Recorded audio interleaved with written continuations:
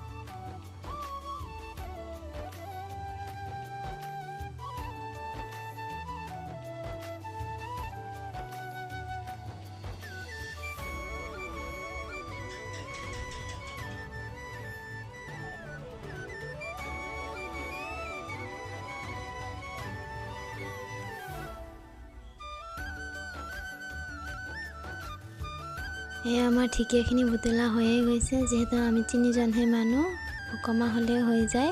মোৰ মিনি ব্লগটো ইমানেই আছিলে। ভাল লাগিলে লাইক কৰিব। Bye bye.